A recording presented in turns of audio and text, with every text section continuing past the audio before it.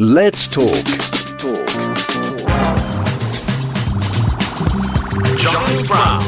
You're listening to Giles Brown on Talk Radio Europe, your voice in Spain.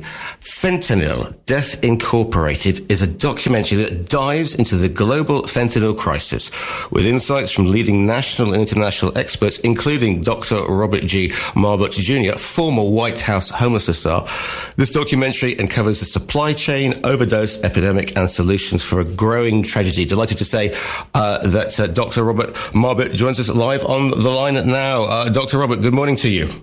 Good morning, and thank you for having us on. Appreciate it. The pleasure is all mine. This is something that maybe in Europe we're not too aware of, but it is a crisis of unprecedented proportions in the US. Tell me a little bit about what it is to begin with.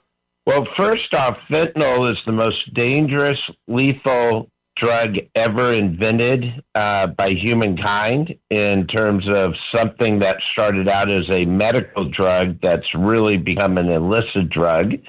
And in the United States, it's full-blown epidemic. Yeah, we're losing over 150,000 people a year, more than any drug we've ever seen. And you're starting to see it spread. Look at what's happening in New Zealand. Look what's happening in Australia. And I think you're going to start to see, sadly, unfortunately, what sort of starts in the United States and starts to spread around eventually gets to Western Europe in particular. And this is an opiate, isn't it? This is taken in pill form, presumably? It is a synthetic opioid, and a lot of people in Europe may remember the story of Purdue Pharma in the United States, where you had a big pharma come along and say this is a non-addictive drug, and got a lot of people addicted, and turns out it was very addictive after all, and then was basically functionally taken, not totally off the market, but doctors were told to stop prescribing, etc. And the reason why it's so powerful, it's a synthetic opioid, and it's literally 2 grains of salt equivalent will kill most people. 3 grains will kill anybody, or 1/15 of a rice grain will kill you. And so it's so powerful, it's so lethal. And what makes it insidious is you can't smell it, you basically can't see it, you can't taste it, so you don't know what you're taking. And some people go off on what fentanyl is a sort of a recreational drug, and other people don't know it's laced into other products they already have, because your drug dealer is like, hey, I can give you meth, give you fentanyl, give you K2 spice, and so it gets contaminated into the other supply. And of course, I suppose the major thing is with any synthetic that you take, you're not sure what it's being cut with, you're not sure of the purity. Obviously, the purity would probably kill you, but there is that as well. Oh, totally. And it is, so not only is it lethal, it's a crapshoot or roll of dice every time you take it, because the part of the bet, these are not made by scientists or white lab coat laboratories that the first pill and the 500th pill have the same mix. They're all different. And so not only is it lethal, you don't even know the amount you're getting each time you take it. And you can take it as a pill, you can inject it, but where most people are taking it now, they put a pill on a foil, and they take a lighter, one of those powerful lighter, like they call them torches on the street, and you actually melt the pill through the foil, and then you inhale it through the straw. So you're really, it's a version of smoking it on the street is how most people are taking it now. When did you sort of first become aware of this, and why has it got such purchase amongst young people in particular? Well, it started to, in many ways, that China, who made it original product and now makes the precursors and pre-precursors, started working with the Mexican cartels that were already providing the drug supply. And what happened when the Purdue Pharma, all the lawsuits in Purdue Pharma, and hundreds of thousands, millions of people were addicted to this synthetic drug in the form of everything from oxycodone to Percocets to these other synthetics marketed under different trade names. And when that all the supply got cut off or virtually cut off, the cartels said, hey, we already got people addicted. We don't even have to get them started. We'll just start supplying this on the street. And that starts to happen in 2014. And in 2019, it just skyrockets. We had less than 1,000 deaths due to fentanyl. And then in 2019, we get over 100,000 for the first time. And of all types of ways, poisoning, cross-contamination, and some people just want to take fentanyl straight up themselves, so they don't want it mixed. They want the pure thing because it's such a powerful high. It's a high that nobody's ever seen before on the street.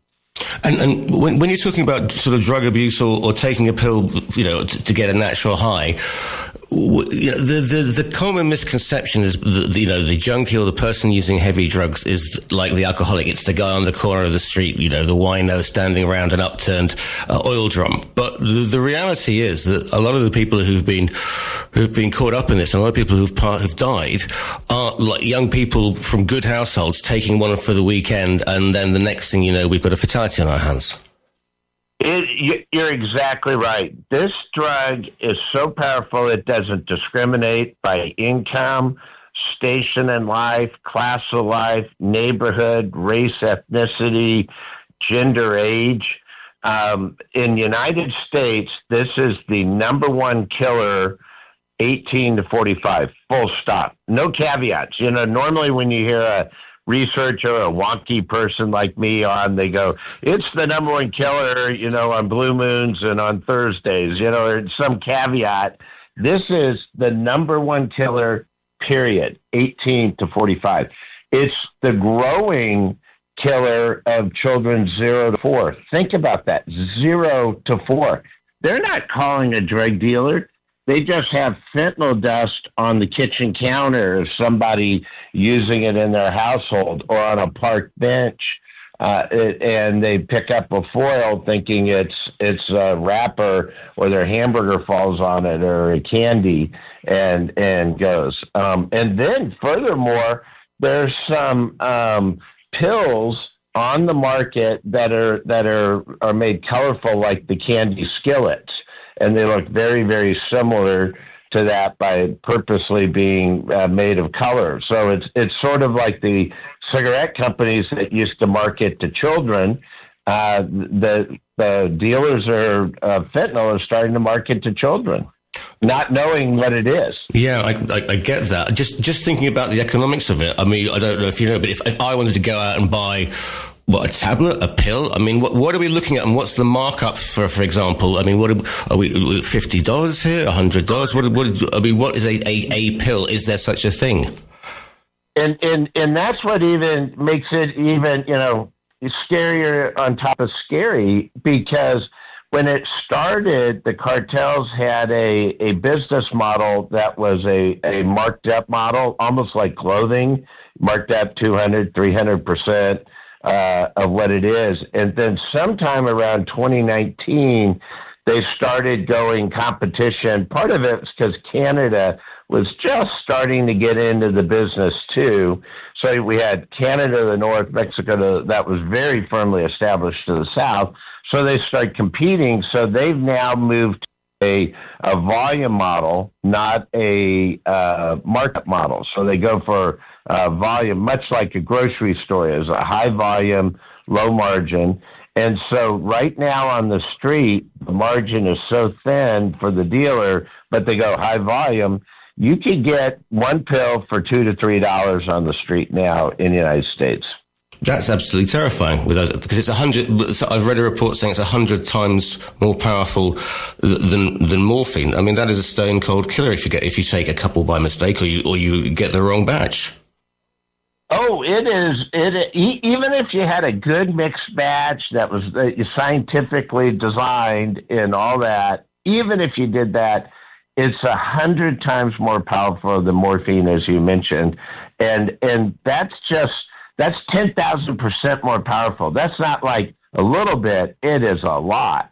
And to give you some, here's a stat that blows most people away. In the United States, more people have been killed by fentanyl in the last 5 years than all American men and women, servicemen, in all branches of our military, plus our intelligence services, in the last 100 years of war for Americans. So more Americans have died in fentanyl than World War II Americans, Korea, Vietnam, Gulf War One, Gulf War Two, Afghanistan, Iraq, some UN efforts, and a few other things. Add them all up. 5 years of fentanyl has killed more than 100 years of military service. I mean, I know this documentary is shining a light on this, but are people having these conversations about because you think drugs coming over the border from Mexico, you're thinking cocaine, you're thinking marijuana, whatever, but not this, not this particular drug. So are people having these conversations? I mean, it came to my notice because I think it was Chris Stein, the musician's daughter or goddaughter, overdosed from, and they were putting a thing out on social media saying, and that this is the daughter of a well-known musician, etc., who passes away. I mean, is the States having this conversation about this particular drug? Well, and it's not just, and it's people like, remember Prince, Tom Petty, those are different age groups of people, but we got to start having this conversation. That's why we put the movie together, is to create a movie that parents could talk to their children about, that children can watch it themselves, that parents can watch it themselves, but also policymakers, and to give a lot of facts. I've been a professor for like 25 years, and so every year I'm with this age group, the age group, sadly, that's dying the most with fentanyl. And the thing I've learned with them is trying to scare that population doesn't work. Trying to, be hyperbole and go there doesn't work. But what does work is if you give facts, how lethal it is, how it's laced in so much now. And and our message is, if you don't take a pill that comes from a real pharmacy that's wrapped in a container, you should almost not trust it at this point in time, unless you know where it was bought, it was wrapped and sealed. There's no way to make fentanyl safe. And some people on our far left in America is trying to do things like harm reduction, tell you how to take it safe, and still people are dying. You just can't make fentanyl safe. It reminds me very much of the situation we had in Europe in the 90s with ecstasy, and people were saying, okay, we're going to do testing here. You can come to a rave, take this pill. But again, it's a synthetic. You have no idea what it's being caught with. It could be horse laxative. It could be anything. And this is obviously the danger. You mentioned coming down from Canada and up from Mexico. There's a big issue with borders at the moment, obviously. And so presumably, you got to try and cut this off at source or ramp up and let the agents know what they're looking for. And for us, we have to work on China. That's giving the precursors now.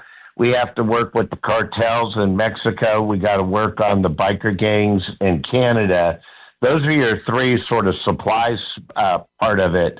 But I also think we as Americans, we people from the United States of America, need to also take some responsibility. Why is it our citizens seem to always be taking 30 to 40% of the illicit drugs, K2, spice, meth, fentanyl, coke, crack, black tar, heroin, you name it, for the last 40 years, United States citizens generally consume about 30 to 40% of the illicit drugs every year in the world, yet we're only 4.75% of the population.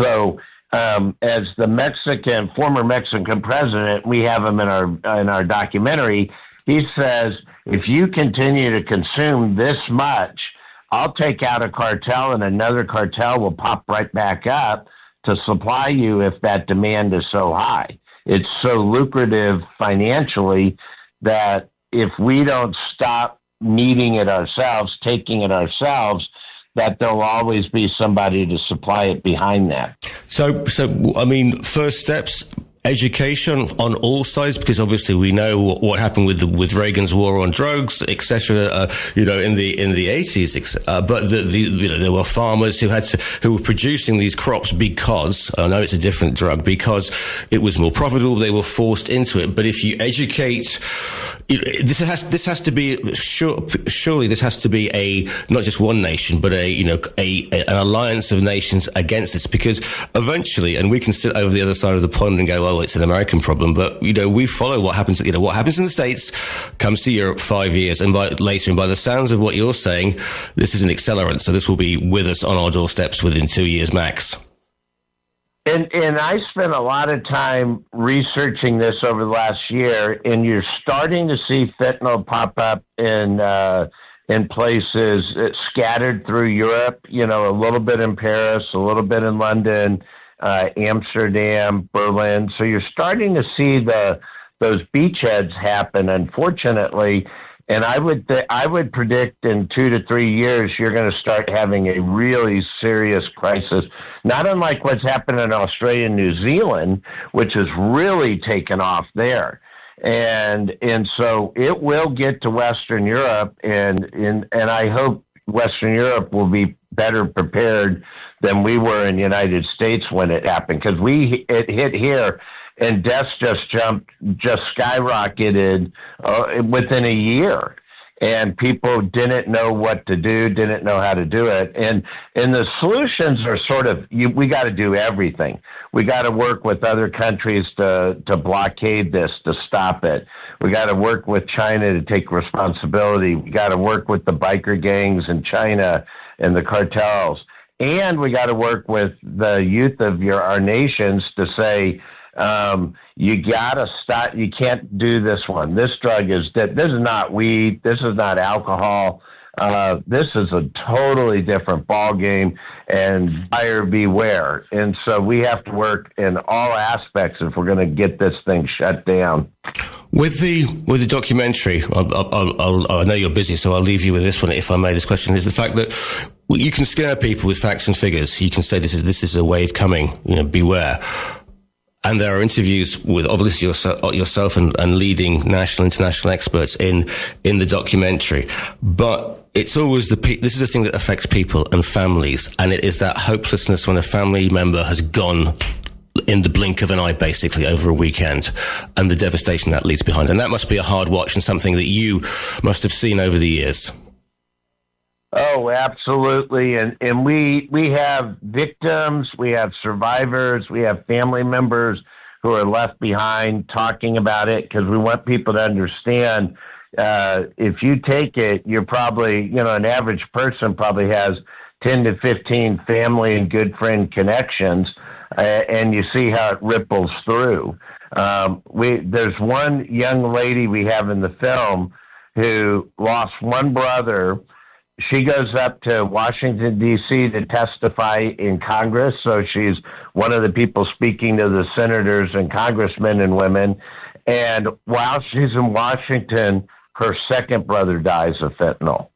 So she has two brothers who die 6 months apart. And it's heart-wrenching.